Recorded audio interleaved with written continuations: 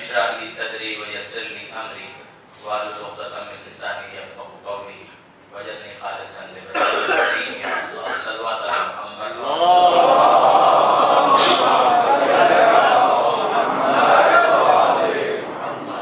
اما بعد فقد قال الله سبحانه وتعالى في القرآن الحكيم بسم الله الرحمن الرحيم اينما تكونوا يدرككم الموت ولو كنتم في بروج مشيدة صلوات على محمد وآل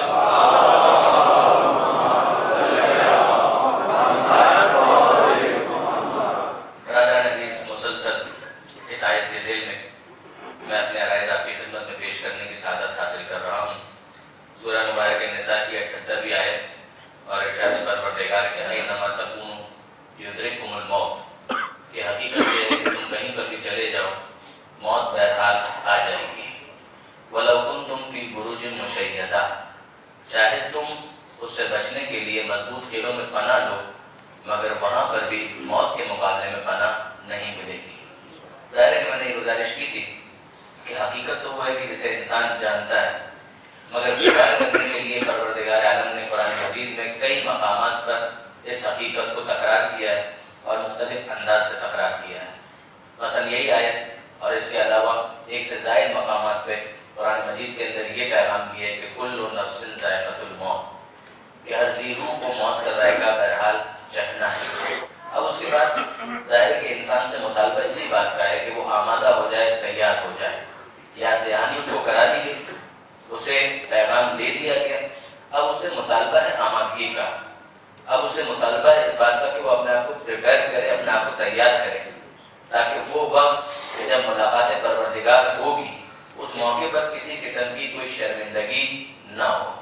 اچھا آپ دیکھیے، ملاقات پروردگار عالم کوئی فزیکل آبجیکٹ تو ہے نہیں کہ پروردگار عالم سے ملاقات کا یہ مطلب ہو کہ جس طرح سے دو افراد آپس میں ملاقات کرتے ہیں اور ہینڈ شیک کرتے ہیں، وہ تو اس دنیا میں بھی اقرب الیہ من حبل الورید، کہ ظاہر ہے کہ شہرت سے زیادہ قریب ہے۔ انسان محسوس نہ کرے وہ ایک الگ بات ہے، ورنہ وہ بہرحال شہرت سے زیادہ قریب ہے۔ میرے نوجوان دوست ہو سکتا ہے کہ یہ سوال کریں کہ وہ شہرت سے زیادہ قریب ہے، پھر محسوس نہ ہونے کا کیا مطلب ہے؟ اس قسم کی بہت سی ایگزامپلز آج کی دنیا میں تو ہم جانتے ہیں۔ مثلا ٹیلی فون آپ کے ہاتھوں میں موجود ہے اور اس کے سگنلز بھی ان فضاؤں میں موجود ہیں، مگر ان سگنلز کو آپ محسوس اسی وقت کریں گے کہ جب آپ کا ٹیلی فون ایکٹیویٹ ہوگا۔ اگر ٹیلی فون ایکٹیو نہیں ہے، آپ کا سیل فون ایکٹیو نہیں ہے، تو وہ ان سگنلز کو محسوس نہیں کرے گا۔ سگنلز ہوں گے مگر محسوس نہیں ہوں گے۔ تو ہونا اور ہے، محسوس ہونا اور بات ہے کہ انسان اس کو محسوس کتنا کرتا ہے۔ ٹیلی ویژن آپ کے پاس نہیں ہے تو سیٹلائٹ چینلز کے سگنلز تو یہاں پر بہت سارے ہیں، مگر جب تک ٹیلی ویژن آن نہیں ہوگا، کنیکشن نہیں ہوگا، تب تک ان سگنلز کو محسوس نہیں کیا جائے گا۔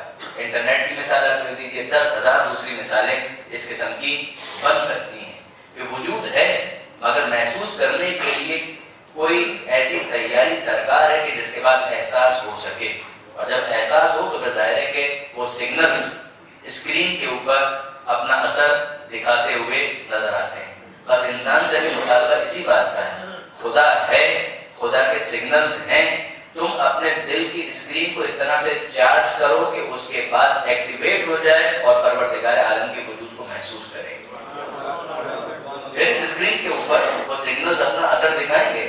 انسان کے عمل میں، کردار میں جو تبدیلی آتی ہے وہ اس احساس کے ساتھ ہے کہ وہ محسوس کرے خدا تو ہے مگر ہم بھی اس کے وجود کو محسوس کریں۔ تو وہ تو اپنی جگہ پر اس دنیا کے اندر ہی ہماری شہرت سے زیادہ قریب ہے، مگر جو مادیت کے پردے اس دنیا میں موجود ہیں، یعنی ہم اگر محسوس نہ کرنا چاہیں تو محسوس نہیں ہوگا، اگر محسوس کریں تو یقیناً وہ سگنلز اپنا اثر دکھائیں گے۔ مگر موت اس حقیقت کا نام ہے کہ جس وقت یہ مادی پردے ختم ہو جاتے ہیں، جس وقت یہ سارے بیریئرز ختم ہو جاتے ہیں، یعنی ہم چاہیں یا نہ چاہیں وہ ایکٹیویٹ ہو جائے گا وہ معاملہ۔ اس موقع پر اس سگنلز کا احساس بھرپور طریقے سے ہونے لگے گا، اور پروردگار عالم ہی نہیں بلکہ اور بہت سی حقیقتیں بھی ہماری نگاہوں کے سامنے آ جائیں گی۔ دیکھیے حدیث ہے اور خود مولا کی حدیث ہے، منتهى الاعمال میں شیخ عباس قمی نے اس کو نقل کیا۔ مولا یہ فرماتے ہیں کہ میں یمت یرانی، کہ جو مرتا ہے وہ مجھے ضرور دیکھتا ہے۔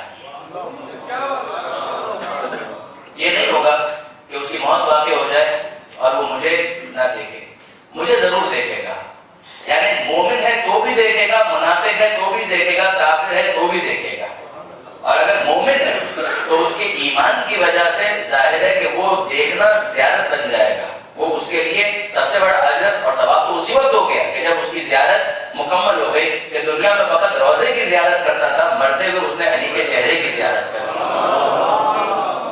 یہ کتنا بڑا شرف ہے، یہ کتنا بڑا شرف۔ اب آپ مجھے بتائیے کہ واقعاً اگر ایسا معاملہ ہو، یقین کی یہ منزل ہو کہ مرتے وقت مولا کی زیارت ہونی ہے، تو کیا اس کے بعد موت ناگوار ہوگی؟ کیا موت ناپسند ہوگی؟ پھر تو انسان کہے کہ واقعاً اگر مولا سے ملاقات اسی شرط پر ہوتی ہے کہ اس دنیا سے جانا پڑے گا، تو کل کی بھی آتی موت آج آ جائے، پھر تکلف کس بات کا ہے؟ یہ کس صورت میں کہ جب انسان اپنے دل میں محبت علی رکھتا ہے۔ واقعاً اگر وہ اس دنیا میں علی کا نوکر ہے، جیسے کہ برادر عزیز ابھی اپنا کلام پیش کر رہے تھے، تکلم صاحب کا کلام پیش کر رہے تھے، کہ اگر واقعاً دل میں محبت ہے تو پھر تو جس سے محبت ہوتی ہے اس سے ملاقات کی تمنا ہوتی ہے۔ پھر انسان یہ نہیں کرتا کہ محبت ہو اور پھر ملاقات سے وہ فرار اختیار کرے۔ دیکھیے، جگانے کے لیے، بیدار کرنے کے لیے، غفلت سے اٹھانے کے لیے جو طریقے پروردگار نے استعمال کیے، ظاہر ہے کہ وہ خالق ہے۔ مخلوق کی نفسیات کو خالق سے زیادہ کون سمجھ سکتا ہے؟ پروردگار عالم نے پیغمبر اکرم کو جو بھیجنے کا مقصد بیان کیا ہے، اس میں یہ ارشاد فرمایا کہ یا ایھا النبی انا ارسلناک شاہدا ومبشرا ونذیرا، کہ موت تو ان کو آنی ہے، ان کو جگاؤ، ان کو بیدار کرو، انہیں یاد دہانی کی ضرورت ہے، یہ بھول جاتے ہیں، ان کو یاد دلاؤ، انہیں پیغام دو۔ یا ایھا النبی انا ارسلناک شاہدا ومبشرا ونذیرا، اے حبیب ہم نے آپ کو بھیجا کیا بنا کر؟ شاہد، ان کے اعمال پر گواہ بنا کر بھیجا، ومبشرا ونذیرا، ہم نے آپ کو بشیر بنا کر بھیجا، آپ کو نذیر بنا کر بھیجا، یعنی خوشخبری بھی آپ دیں گے، وارننگ بھی آپ دیں گے، تنبیہ بھی آپ کریں گے، ڈرائیں گے بھی آپ۔ انما انت منذر، یہ آپ کا کام ہے کہ آپ ان کو وارن کریں، یہ آپ کا کام ہے کہ آپ ان کو تنبیہ کریں۔ خوشخبری کس چیز کی؟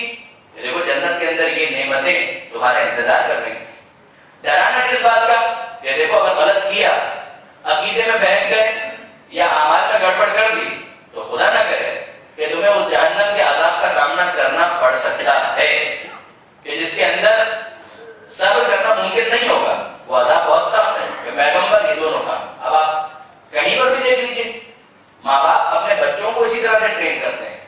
وہ خدا کی جس کی محبت ماں سے کئی زیادہ، کئی گنا زیادہ ہے، اس نے وہی طریقہ اختیار کیا جو ماؤں کی نفسیات کے اندر رکھا ہے، باپ کی نفسیات کے اندر رکھا ہے۔ کیا طریقہ؟ ماں باپ اپنے بچوں کو کنونس کرنے کے لیے کبھی انہیں لالچ دیتے ہیں، تحفہ، ہدیہ، گفٹ، دیکھو بیٹا یہ کرو تو میں چاکلیٹ دے دوں گا، بیٹا یہ کرو تو میں گھمانے لے جاؤں گا، یہ کر دو تو میں تمہیں اس طرح سے انعام دوں گا۔ یہ طریقہ ہے، یہ طریقہ ہے، یہ وہی طریقہ بشارت ہے کہ اگر یہ کر دو تو تمہیں اس کے عوض میں یہ تحفہ، یہ ہدیہ، یہ انعام ملے گا۔ اور دوسرا طریقہ کیا ہے؟ دوسرا طریقہ یہ کہ دیکھو اگر تم نے یہ برا کام انجام دیا تو کیا ہوگا؟ میں تمہیں پنش کروں گا، اٹھک بیٹھک کراؤں گا۔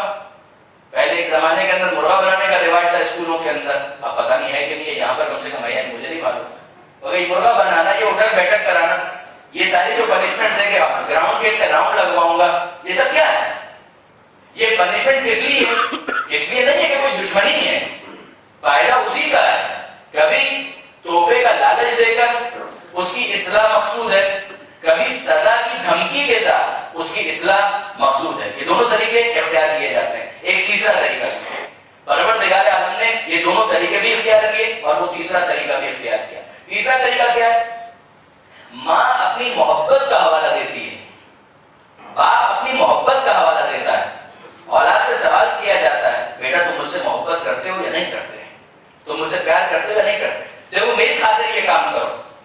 یعنی کہ وہ منزل ہے کہ جہاں پر بچے کی محبت کو باقاعدہ کوئی ٹیسٹ کیا جا رہا ہے، چیک کیا جا رہا ہے، اسے کہا جا رہا ہے تم مجھ سے محبت کرتے ہو، دیکھو میں تمہاری ماما ہوں، دیکھو میں تمہارا باپ ہوں، دیکھو تم مجھ سے کتنا پیار کرتے ہو، میں تم سے کتنا پیار کرتی ہوں، اب دیکھو تم اگر مجھ سے پیار کرتے ہو تو یہ کام کرو، ماں کی بات نہیں مانو گے، باپ کی بات نہیں مانو گے۔ یہ جملے جو ہم سنتے ہیں اس میں کس چیز کا حوالہ دیا جا رہا ہے؟ محبت کا حوالہ دیا جا رہا ہے، محبت کا، کہ اگر محبت کرتے ہو تو ظاہر ہے کہ یہ کام کرنا تمہارے لیے مشکل نہیں ہوگا۔ وہاں نہ انعام کی بات کی گئی، نہ تحفے کی بات کی گئی، نہ کسی سزا کی بات کی گئی، نہ دھمکایا گیا، کچھ نہیں کیا گیا، صرف اتنا کہا گیا کہ تم مجھ سے محبت کرتے ہو یا نہیں کرتے ہو۔ اب آپ دیکھیے کہ جہاں پروردگار عالم نے حوالہ دیا ہے انعام کا، جہاں پروردگار عالم نے حوالہ دیا ہے سزا کا، وہیں پروردگار عالم نے محبت کا بھی حوالہ دیا.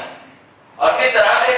قل، اے حبیب ان سے کہیے، ان کنتم تحبون اللہ فاتبعونی یحببکم اللہ. اے حبیب ان سے کہہ دیجئے، اے حبیب ان سے کہیے، ان کنتم تحبون اللہ، اگر تم اللہ سے محبت کرتے ہو، یعنی طے ہے کہ تم اللہ سے محبت کرتے ہو، وہ خالق کے جس نے نعمتوں پر نعمتیں دی ہیں، کیا تم اس سے محبت نہیں کرتے؟ ان کنتم تحبون اللہ، اب اس محبت کو جسٹیفائی کرو. ان کنتم تحبون اللہ، اگر تم محبت کرتے ہو فاتبعونی، تو میری اتباع کرو، میں اسی خدا کی طرف سے تمہارے پاس آیا ہوں کہ جس سے تم محبت کا دعویٰ کرتے ہو. اتباع کرو، کیوں؟ اس لیے کہ میں اسی خدا کی طرف سے آیا ہوں جس سے تم محبت کا دعویٰ کرتے ہو. یحببکم اللہ، اور جب تم یہ کرو گے میری اتباع، یحببکم اللہ، تو اللہ بھی تم سے محبت کرنا شروع کر دے گا. یعنی اب تک یہ ون وے ٹریفک ہے، اب یہ ٹو وے ٹریفک بن جائے گا. صرف محبت یہاں سے نہیں ہوگی، ریسیپروکیٹ بھی ہوگی. وہ ابتدائی محبت وہ تو پروردگار کی طرف سے ہے ہی، اس محبت میں اضافہ ہو جائے گا، یحببکم اللہ. اور پھر یہ محبت کا معاملہ یہیں پر رکتا نہیں ہے کہ پروردگار عالم سے محبت اور بس نہیں. اگلا مرحلہ کہ وہ پیغمبر جسے پروردگار عالم نے بھیجا ہے کہ اس سے بھی محبت ضروری ہے.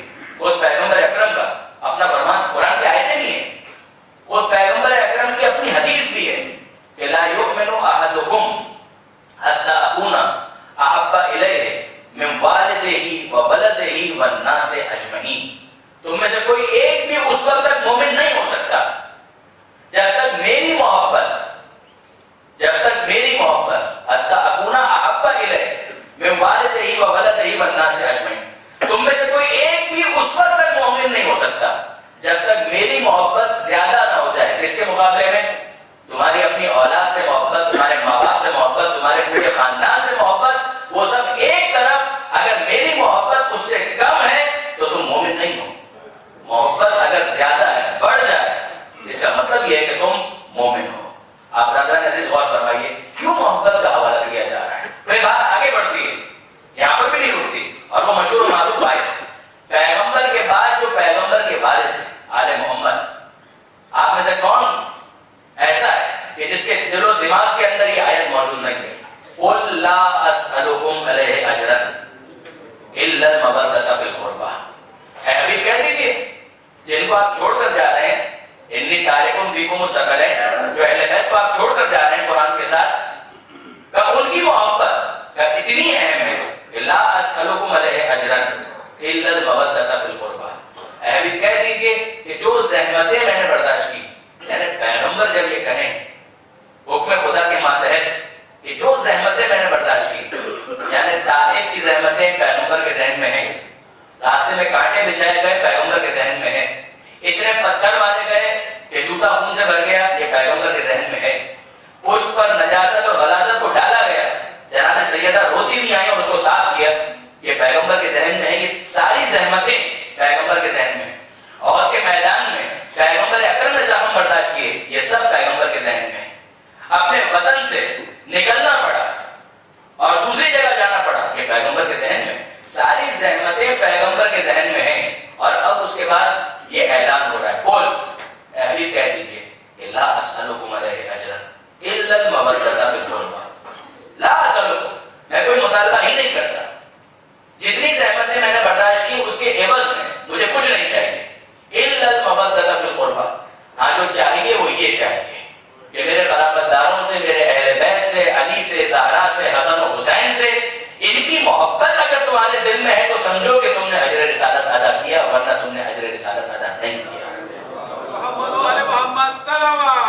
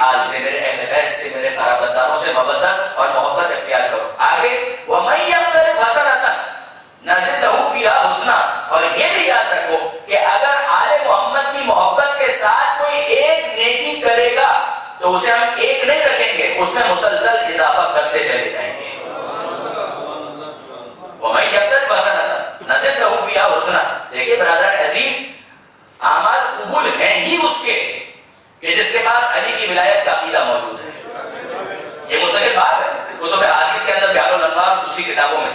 देखिए ये हदीस आपने शायद सुनी हो और एक मतलब फिर तालिब इल्म से भी सुन लीजिए कि पांचवें इमाम से इमाम मोहम्मद बाक़िर अलैहिस्सलाम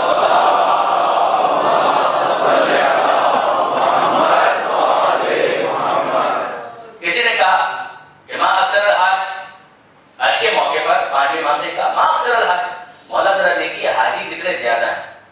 देखिए एक तो वो मशहूर हदीस है कि जिसके जवाब में इमाम ने कहा था कि ये मत कहो कि हाजी कितने ज्यादा हैं, ये कहो कि शोर मचाने वाले कितने ज्यादा हैं। हाजी तो बहुत कम है, मगर वो कम कौन से हैं? इस हदीस के अंदर उसका एलोबरेशन है, उसकी तफसील है, उसका एक्सप्लेनेशन है। जब पांचवें इमाम से ये सवाल किया गया मौला मां अक्सर हाज, मौला हाजी कितने ज्यादा है, तो मौला ने जवाब दिया, पांचवें इमाम ने जवाब दिया ज्यादा हो या कम, कबूल खुदा उसी का हज करेगा जिसके पास अली की विलायत का अकीदा मौजूद है। अगर विलायत अली का अकीदा मौजूद नहीं है तो वो शराइत ही मुकम्मल नहीं हो रही कि जिसके बाद कोई इबादत कबूल की जा सकती है। और ये भी मैं अपनी तरफ से नहीं कह रहा, यानी मेरी क्या मजाल कि मैं मिंबर रसूल पर अपनी तरफ से कोई अपनी कयास आराई आपके सामने पेश करूं, ना मुनासिब है, ना मुमकिन है, गलत है, खाता है, इश्तिबाह है, नहीं हो सकता। तबरसी ने, अल्लामा तबरसी ने मजमूल बयान के अंदर इस हदीस को हाकिम जस्कानी से नकल किया आया है मवद्दत के ज़ेल में। और वो क्या हदीस है कि पैगंबर अकरम ये इरशाद फरमाते हैं कि अना व अलीयुम मिन शजरतिन वाहिदा, अना व अलीयुम मिन शजरिन वाहिद, देखो मैं और अली हम एक ही शजरे से हैं, व साइरुल अंबिया मिन अशजारिन शत्ता, और दीगर तमाम अंबिया अशजार मुख्तलिफ से हैं। और फिर फरमाते हैं अना अस्लुहा व अलीयुन फरउहा, मैं उसकी असल हूं, अली उसकी फर है। ज़हरा लिखा हुआ, फातिमा उसकी लिखा जरिया अफजाइश है। वल हसन वल हुसैन सिमार हुआ, हसन और हुसैन उसका सिमार है, उसका समर है, उसका फल है। वह अशिया उना औराक हुआ, और हमारे मानने वाले, चाहने वाले हमारे शिया ये उसके पत्तों की मानते हैं। और उसके बाद पैगंबर फरमाते हैं लौ अन्ना अब्दन अबदा बैन सफा वल मरवा अल्फ आमिन, अगर कोई शख्स सफा और मरवा के दरमियान, सफा और मरवा मजाक नहीं है, शायरुल्लाह में से है, लौ अन्ना अब्दन अबदा बैन सफा वल मरवा अल्फ आमिन, अगर कोई बंदा सफा और मरवा के दरमियान 1000 साल तक इबादत करे, सुम्मा अल्फ आमिन, सुम्मा अल्फ आमिन, और फिर 1000 साल इबादत करे, और फिर 1000 साल इबादत करे, 3000 साल तक इबादत करे, हत्ता युसीरा कशन बाली, यहां तक कि सूख कर कांटा हो जाए, सुम्मा लम युद्रिक मोहब्बतना, मगर उसके बाद भी हमारी मोहब्बत उसके दिल में ना हो, इस सारी सो कॉल्ड इबादत के साथ खुदा मुंह के बल उसे जहन्नम में डाल देगा, कुछ कबूल नहीं करेगा, परवरदिगार कुछ कबूल नहीं करेगा। खुदावंद ने बताया उसे कबूल करने के लिए तैयार नहीं है। अब इसी से दूसरा सवाल आता है कि मैं खुदा किससे कबूल करने के लिए तैयार है, उस मोहब्बत के साथ कबूल करने के लिए तैयार है। इसका मतलब क्या हुआ कि नमाज ही उसकी होती है कि जिसके दिल में अली की मोहब्बत है। रोजा उसी का रोजा होता है कि जिसके दिल में अली की विलायत का अकीदा मौजूद हो। हज उसी का हज होता है कि जिसके दिल में अली की विलायत का अकीदा हो। मोहब्बत अहले बैत के बगैर ना ज़कात कबूल ना खुम्स कबूल। तो अब जिनसे कबूल है उन्हीं से तो मुतालबा किया जाएगा कि तुम नमाज पढ़ो, रोजा रखो, ज़कात दो, हज करो, खुम्स अदा करो। ऐसे होते हैं अली के नौकर, वाकई ऐसे ही होते हैं अली के नौकर, इसलिए कि आप उन्हीं से मुतालबा किया जाएगा जिनसे खुदा को कबूल करना है। अगर कबूल ही नहीं करना तो वो अगर सजदे के नाम पर अपने सर को जख्मी करता रहे कोई फायदा नहीं है। वो उठक बैठक करता रहे और समझे कि मैंने कयाम और रुकू किया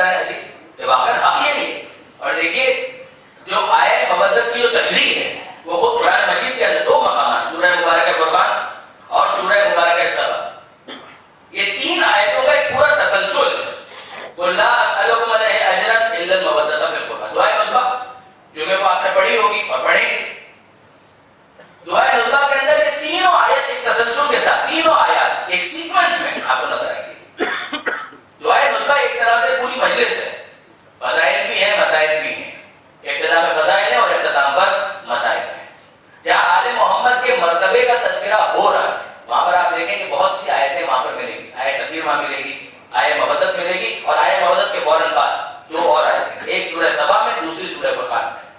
پروردگار عالم قرآن مجید میں اعلان کیا ہے, لا اسألکم علیہ اجرا الا المودۃ فی القربى. اللہ پیغمبر اکرم کی ساری زحمتوں کی عوض جو مطالبہ کرتا ہے وہ محبت, مودت آل محمد کی. ما سألتکم من اجر فهو لکم, اے حبیب یہ بھی کہہ دیجئے جو سبسیکوینٹ دو آیت ہیں, ما سألتکم من اجر فهو لکم. دیکھیے اجر کا مطالبہ, چاہے وہ اجر کچھ بھی ہو, کوئی بھی اجر ہو. ایک میکینک ہے, وہ گاڑی صحیح کر دے, کہا میرا پیسہ دیجیے, عوض. فائدہ کس کا ہے؟ اس عوض میں. اس عوض کا فائدہ میکینک کو, اس نے کام کر دیا, اس کا عوض دے دیا. اور فرمایا آپ ایک جاب کرتے ہیں, نوکری کرتے ہیں, آپ کو تنخواہ مل گئی, یہ تنخواہ جو آپ کو ملی ہے یہ عوض ہے. فائدہ کس کا ہے؟ نوکری کرنے والے کا. آپ ایک کاروبار کرتے ہیں, پروفٹ ہوا, فائدہ کس کا ہے؟ کاروبار کرنے والے کا. جو محنت کی اس کا اجر اس کو مل گیا. سوال, کیا پیغمبر اکرم کی ان ساری زحمتوں کے عوض جو اجر دیا جا رہا ہے اس کا کوئی فائدہ پیغمبر کو ہے؟ کیا اس کا کوئی فائدہ پیغمبر کو ہے؟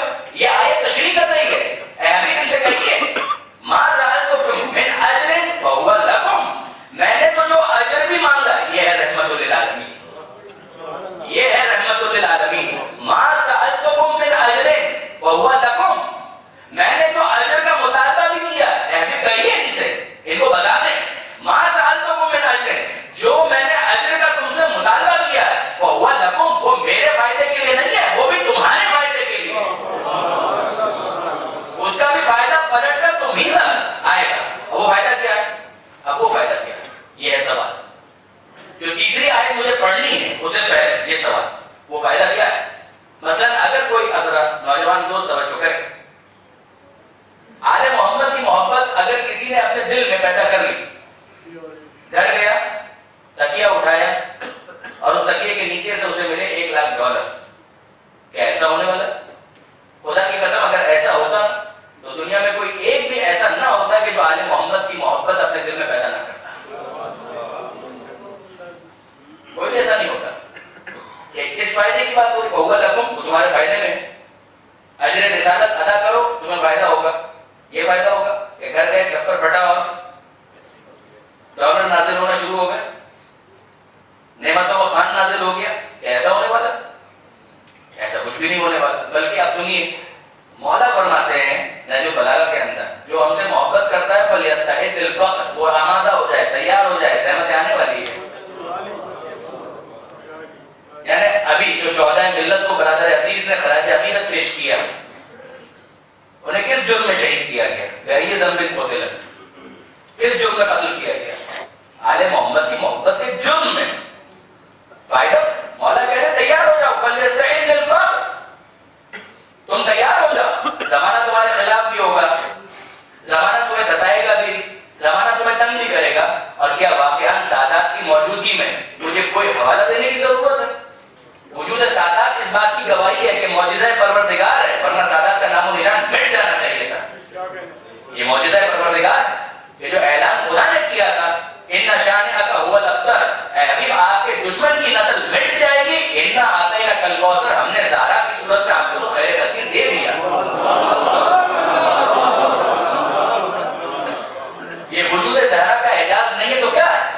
آج سادات کا وجود اس بات کی گواہی دے رہا ہے کہ پروردگار عالم کا وعدہ سچا ہے. بنو امیہ کے زمانے میں کیا کچھ نہیں ہوا, بنو عباس کے زمانے میں کیا کچھ نہیں ہوا.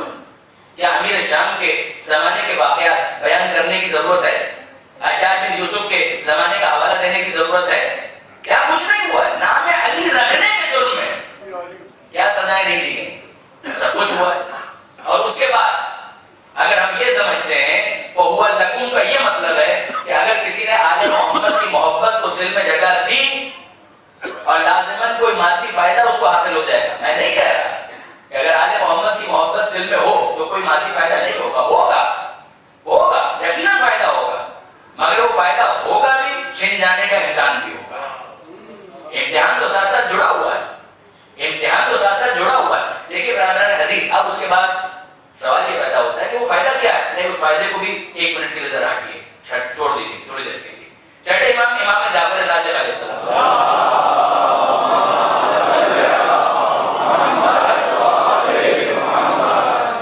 یہ محبت کتنی قیمتی ہے. چھٹے امام کے پاس ایک چاہنے والا ماننے والا آیا اور آ کر اس نے کہا کہ مولا میں آپ کا چاہنے والا ہوں, ماننے والا ہوں, اور بڑی پرابلم ہے, بڑی مشکل ہے. کیا مشکل ہے؟ مال نہیں ہے. سب سے بڑا مسئلہ مال نہیں, پیسہ نہیں ہے, غربت ہے, فقر ہے, فاقہ ہے, مسئلہ ہے, مشکل ہے. امام نے کہا کہ نہیں, میں نے تو سنا ہے کہ تمہارے پاس بہت زیادہ مال ہے, تم بہت مالدار.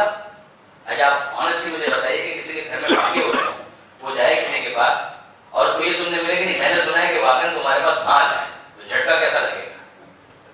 وہ بیچارہ ہل کر رہ گیا. مولا میں آپ کے سامنے بیان کر رہا ہوں, اب امام کہہ رہے ہیں. کوئی دوسرا ہوتا, کوئی عام دوست ہوتا تو شاید لڑائی جھگڑے کی نوبت آ جاتی. امام سے تو یہ نہیں کہہ سکتا کہ مولا یہ آپ کیا کہہ رہی ہے, میں جانتا ہوں اپنی حالت, مجھے معلوم. تھوڑا ریسپیکٹ فلی, تعظیم کے ساتھ الفاظ کو ڈھالتے ہوئے واپس اس نے تکرار کی, نہیں مولا میرے پاس واقعی مال بات نہیں ہے, کوئی فقر و فاقے والا معاملہ ہے, کوئی پیسہ ویسا میرے پاس نہیں, غربت. امام نے کہا نہیں میرے پاس اب الفاظ دے رہے ہیں, مطلب امام کا کہ میرے پاس تو کنکریٹ اطلاع ہے کہ تمہارے پاس بہت مال ہے, تم تو بہت مالدار ہے. ابھی بیچارہ سوچ رہا ہے کہ واقعی کہیں رکھ کے تو نہیں آیا, بھول تو نہیں دیا کہیں رکھ کر. پھر ریکال کرتا ہے, ریکلیکٹ کرتا ہے, کہتا نہیں مولا ایسا نہیں ہے, سوری شاید آپ کو یعنی آپ کی انٹیلیجنس نے غلط رپورٹ دی ہے. کیا امام کی انٹیلیجنس غلط ہو سکتی ہے؟ تو سی آئی اے کی انفارمیشن غلط ہو سکتی ہے, امام کی انٹیلیجنس غلط ہو سکتی ہے. امام کہتے نہیں میرے پاس بالکل حتمی رپورٹ ہے, تمہارے پاس بہت مال ہے, تم امیر آدمی ہو, تم غریب نہیں ہو. کیا مولا بات تو سمجھ میں نہیں آ رہی ہے, دوسرے تو ویسے تانا دیا کرتے ہیں کہ بہت بنتے ہو آل محمد کے ماننے والے وہ تو, اور اب آپ بھی یہ کہہ رہے ہیں, سمجھ میں تو نہیں آ رہا. مگر آپ بھی وضاحت کیجیے, آپ امام کا جملہ سنیے, کیا پیغام ہے. امام فرماتے ہیں مجھے تو صرف اتنا بتاؤ, ہم سے محبت کرتے ہو, ہم سے محبت کرتے ہو؟ کہا کہ ہاں مولا بالکل آپ سے محبت کرتا ہوں. دیکھیے آل محمد کے ماننے والے کا ذہن, دل, دماغ کس لیول پر ہونا چاہیے, اس کا ویژن کیا ہونا چاہیے. امام فرماتے ہیں یہ بتاؤ ہم سے محبت کرتے ہو؟ کہا کہ مولا بالکل آپ سے محبت کرتے ہیں. امام فرماتے ہیں یہ بتاؤ کتنے میں بیچو گے, کتنے میں بیچو گے. کرنسی آپ کے مسجد کی استعمال کر رہا ہوں کہ 1 لاکھ ریال چلتے ہیں, درہم چلتے ہیں, کیا چلتے ہیں, ریال, 1 لاکھ ریال بیچو گے. کہ مولا 1 لاکھ ریال کی کیا اوقات ہے آپ کی محبت کے مقابلے میں. اچھا ٹھیک ہے 1 لاکھ نہ سے 10 لاکھ ریال آپ بیچو گے. کہ مولا 10 لاکھ ریال آپ کیا کمپیئر کر رہے ہیں, 10 لاکھ ریال کی کوئی حیثیت نہیں آپ کی محبت کے مقابلے میں. کروڑ ریال. کہ مولا اگر دنیا کی ساری دولت مل جائے تب بھی آپ کی محبت بیچنے کے لیے تیار نہیں ہوں. امام فرماتے ہیں جس کے پاس اتنی بڑی دولت ہو وہ سب کچھ ہو سکتا ہے, غریب نہیں ہو سکتا.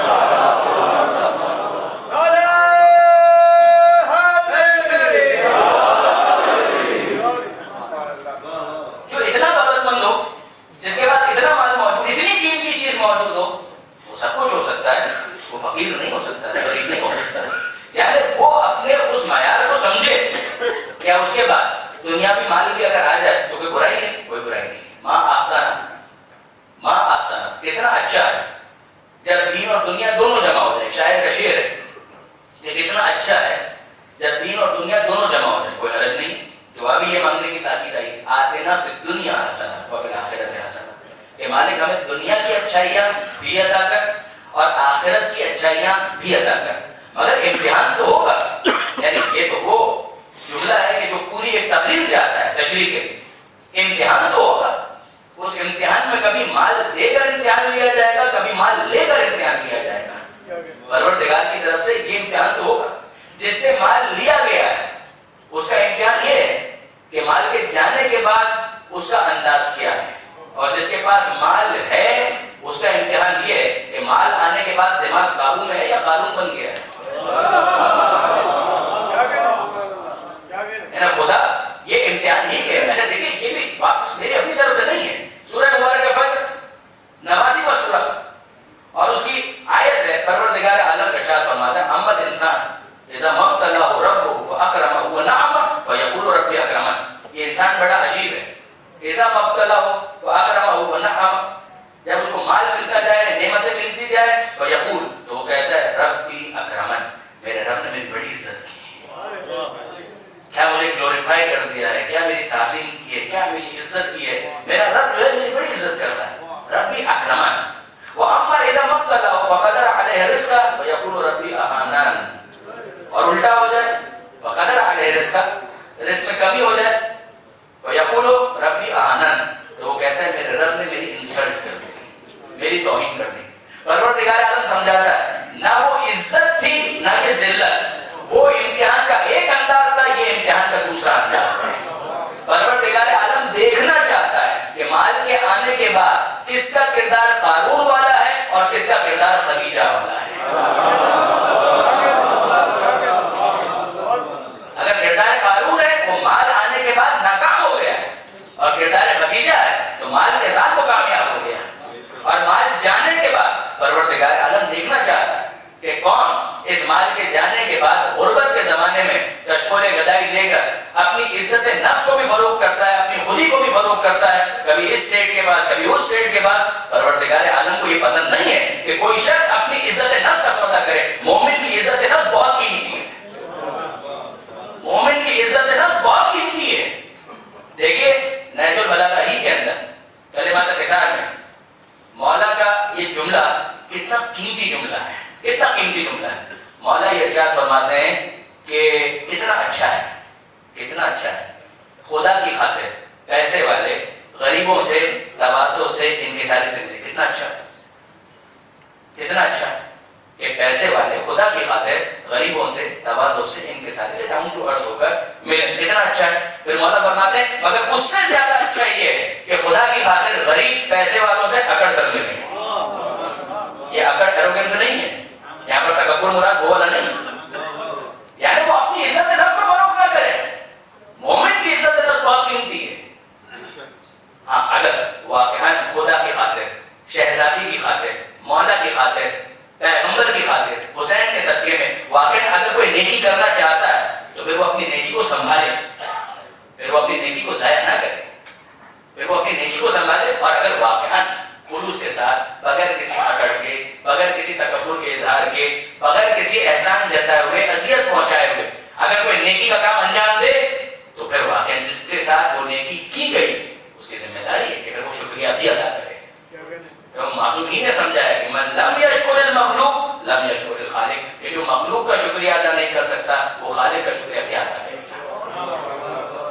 یہ اخلاق آل محمد ہے، یہ تہذیب آل محمد ہے۔ تو آپ نے غور فرمایا بات نامکمل نہ رہ جائے کہ وہ جو بات کہی گئی کہ قل لا اسألکم علیہ اجرا الا المودۃ فی القربى، آل محمد کی محبت یہ اجر اتصال ہے، فائدہ کس کا؟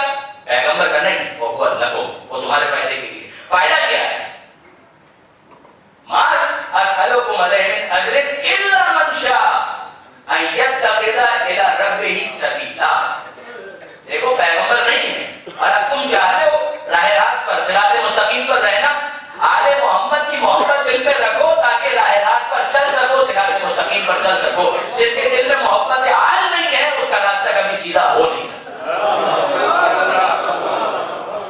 کیا وہ فائدہ یہ میں کل عرض کر چکا کہ صراط علیہ معصوم دے گا، صراط علیہ صراط مستقیم، جو تم دعا مانگتے ہو اہدنا الصراط المستقیم، مالک سیدھا راستہ، مالک سیدھا راستہ، یہ علی کا راستہ ہے جو سیدھا راستہ ہے۔ علی سے ہٹ گئے تو ہر راستہ گمراہی کا راستہ ہے، سیدھا راستہ صرف اور صرف علی کا راستہ ہے۔ آپ نے غور فرمایا برادران عزیز، یہ ہے خلاصہ۔ ظاہر ہے کہ آج مجلس آخر سے شروع ہوئی، میں زیادہ وقت آپ کا نہیں لوں گا، اور جو کچھ دقائق میرے پاس ہیں انہیں میں ہدیہ کرتا ہوں برادر عزیز میر حسن میر کی خدمت میں۔ میں خود ان کا ذاتی طور پر فین ہوں، مجھے خود ان کی آواز بہت پسند ہے، میرے گھر میں میری فیملی، میرے بچے خود ان کے مداح ہیں، اور میرے علاوہ کیا بہت سارے افراد۔ سب سے بڑھ کر یہ، سب سے بڑھ کر یہ، یعنی ہم سب کا خوش ہونا، ہم سب کا تعریف کرنا وہ سانگی چیز ہے۔ مجھے یقین ہے کہ برادر عزیز کی خدمت جناب سیدہ قبول کرے گی انشاءاللہ۔ محمد و آل محمد صلوات۔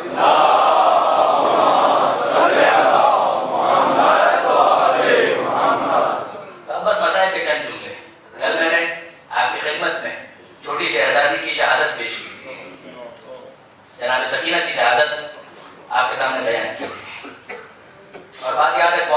جناب سید سجاد، جب جناب زینب کے کہنے پر کہ بیٹا دیکھو سکینہ کو کیا ہوا، آگے بڑھے اور جب نفس ٹٹولی ہے تو بے اختیار زبان پر آ گیا کہ انا للہ و انا الیہ راجعون، کہ وہ بھی اماں سکینہ ہمیں چھوڑ کر چلی گئی۔